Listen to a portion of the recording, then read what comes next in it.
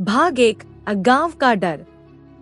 उत्तर प्रदेश के एक छोटे से गांव रामपुर में एक पुराना टूटा फूटा मकान था जो सालों से वीरान पड़ा था। लोग कहते थे कि उस मकान में रात होते ही किसी बूढ़े आदमी की कराने की आवाज आती है। कोई उसे भूतिया बाप कहता तो कोई शैतान बाप।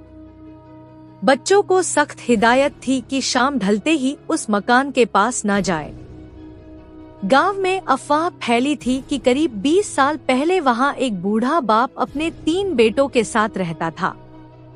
वह बाप बेहद सख्त, गुस्सैल और थोड़ा सनकी था। उसकी पत्नी की मौत हो चुकी थी और वह अपने बेटों से खेत खलिहान में दिन रात काम करवाता। कहते हैं कि एक दिन खेत की जमीन बेचने के लालच में बेटों ने अपने ही बाप का गला घोंट दिया और उसे आंगन के नीम के पेड़ के नीचे दफना दिया।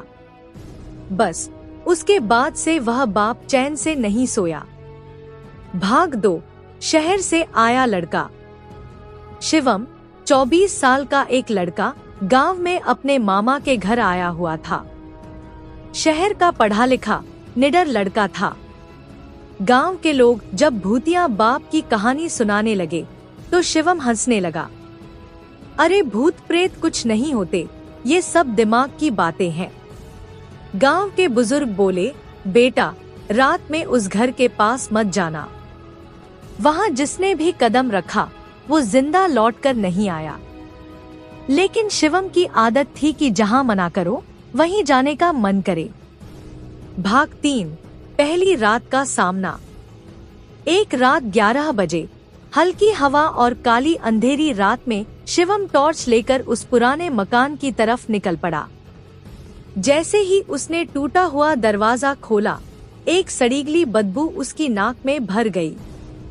अंदर जाले, टूटी कुर्सियां और दीवार पर एक पुरानी धूल भरी तस्वीर टंगी थी। एक कठोर चेहरे वाला बूढ़ा आदमी जिसकी आंखें जैसे उसे घूर रही हों।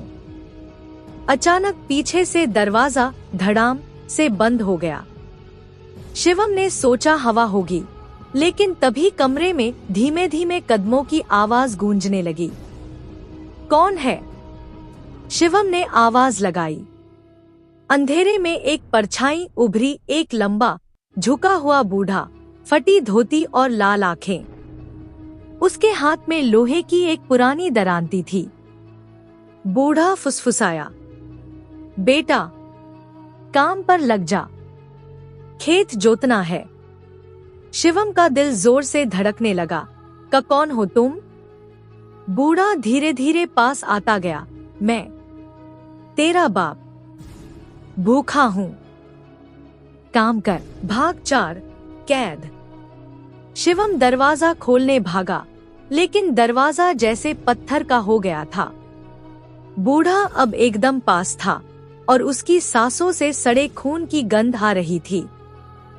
मेरे बेटों ने मुझे धोखा दिया। अब हर बेटा मेरा कर्ज चुकाएगा। शिवम की टॉर्च बंद हो गई और अंधेरे में बस उस बूढ़े की कराह और जमीन पर घिसटते पांवों की आवाज गूंज रही थी।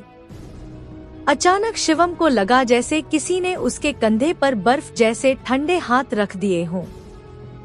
उसने मुड़कर देखा, बूढ़े का चेहरा एकदम पास, आंखें बाहर निकली हुई, मुंह से काले कीड़े गिर रहे थे।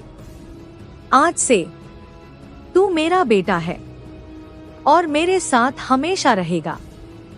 भाग 5, अगली सुबह। सुबह गांव वाले मकान के बाहर पहुंचे क्योंकि रात में वहां से चीखने की आवाजें आई थी। दरवाजा खुला, अंदर सिर्फ एक पुरानी दरांती और शिवम की टॉर्च पड़ी थी। शिवम कहीं नहीं था। लोगों ने फिर से वह नीम का पेड़ देखा जिसके नीचे बूढ़े को दफनाया गया था।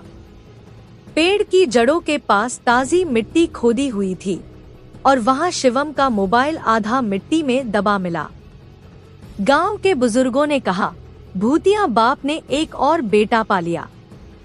उसके बाद से रात होते ही नीम के पेड़ के पास 2 परछाइयां दिखने लगी, एक बूढ़ी, दूसरी जवान, और दोनों के हाथ में दरांती। भाग 6 आखिरी सच।